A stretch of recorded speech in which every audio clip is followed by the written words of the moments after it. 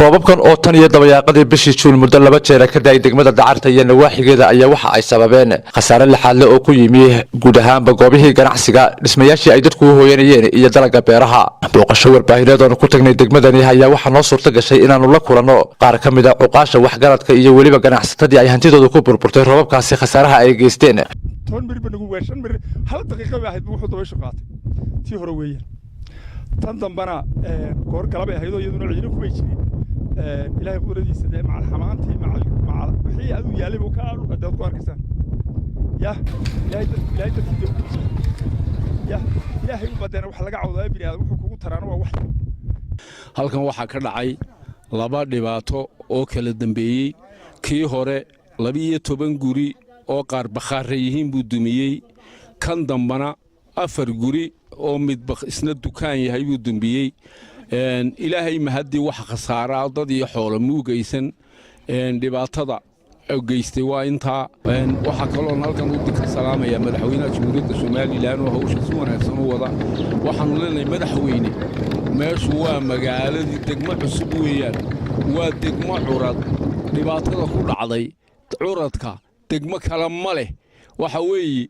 كل دقموي فربلن بيد دولة نين كستوم مدحي يوم معمول وحكا قبطان أنا قطعية ده وحيد وحبضن لقى قبل لها اللي يسكوجو جيو دقمة سيد دق وحلوقة قبطو. زي قضية شربوا شيئين ماشى آدي أدب مشاق وقد عضي مركا واحد عضي إن كليه قارديو إنبو يعني شيء صعب بيمك ويبين أد وحلوقة قبطو وحنا طبيعي شباب قاضي يوم مبي لما ماشي مركا قرب شوك يقرب شوك وحلوقة بيني إن أي شيء أقصى وحوص وقبطان دولتنا وعن قاعد صنعنا إن مدحوينه لبعضها الغرض مسيبات هالك كان عضي إنه عوامك كيشتو إن خضر وحكم دي هاي إن جناحسة طبعا إن ماشن هو جناحسنا سي قولنا إنه كان شو نوميت كم ده جوابه إن خسارة جاري جناحسة السوي حدا خضر إلى ما تسكله تي خسارة بلادون سو جاري وحي رميش ويالو غيرت إلا شرية تبين جرتي وغيرنا وحي يجو إسكين كلام ويانا وحي كقرن بس كذي رأي وحي نبدي هذا الكود بداية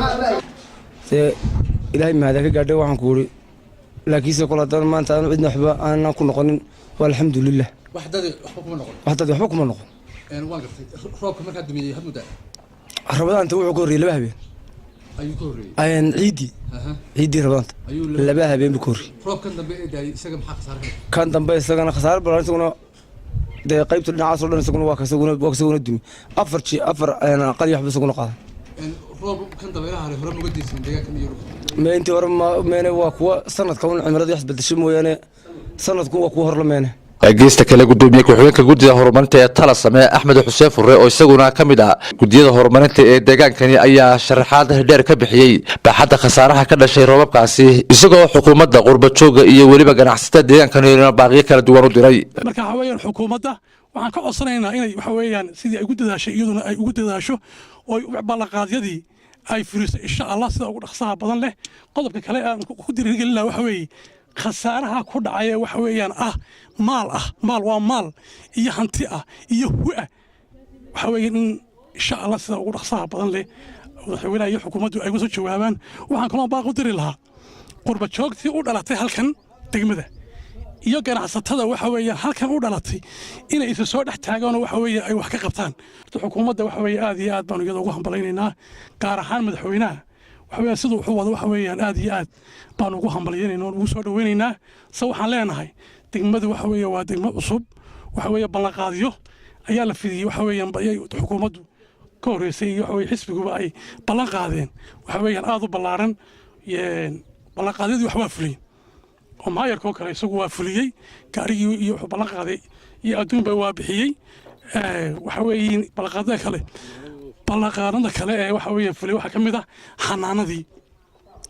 gudoomiyaha degmada Dacarta Cabdiraxmaan Yuusuf Xaaji Maxamuud Warfaa oo isaguna aanu la kulanay isla markaana aanu ka wareysanay baaxadda khasaaraha waxyeelada ka dhalatay roobabkaasi ayaa sharaxaad ka bixiyay sida ay roobabkani u saameeyeen deegaankani waxa ka dhacay roob aad iyo aad u weyn oo dabeel wata khasaaraha ka dhacayna wallahi khasaaro weyn buu ahaa siiba xagii sanadqadihii iyo daarihii meesha ka dhisnaa buu qaatay tiraba ilaa 12 guri iyo 40 aqal Soomaaliya oo ka qaaday wixii dusha ka saaraa dadii xoolo waxba kooban noqon dhibaatada way saameysay tii ugu dhaweyd siiba Shiil Camir iyo intan ka soo kaysa magaalo Xoosh way soo gaadheen dhibaatooyinkaas geesta kalena kasako waxyeelada roobabkani waxa aanu u kurgalay adeegyada caafimaad ee bulshada ku dhaqan deegaankani halkan ay ka helaan waa tani Doctoresa Rooda Daahir Cumar oo ah madaxa xarunta hooyada iyo dhallaanka ee degmadani oo sharaxaad ka bixinaysa adeegyada caafimaad ee ay bulshadu u qabtaan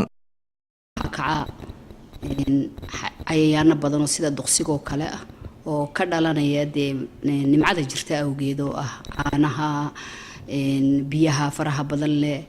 marka caruurta inta badan waxa ku dhacay shuban iyo matag marka runtii aad bay saameyn ugu yeelataa waa inaan la kulanaa maalin walbana way noo yimaadaan caruuro yar yar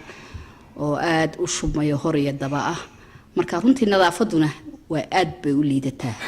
u liidataa waayo dadkii ma helayaan biyo nadiif ah ma haystaan biyaha ay cabayaan waa biyihii balliyada ku jiray balligu meel walba soo maraa meel xoolo baqtiye yaalaan meel lagu saxarooday meel wax walba marka runtii dhibaatooyin aad u badan ayaa ka jira oo kasako waxyeelada ka dhalata deegaankani ee dhinaca roobabku ay geysteen deegaankan waa deegaan ku wanaagsan dhinaca wax soo saarka beeraha iyada oo aanu arkayno beero badan oo ku yaala deegaankani oo dabcan dalagu si fiican u baxay xilligan laga sii baxayo gugii roobabkuna ay weli ka sii daayaan gobolada Soomaaliland qaybo ka mid ah gaar ahaan goboladan aanu hadda joognay galbeedka Salmaan Cabdi Cali Kalsan TV Hargeysa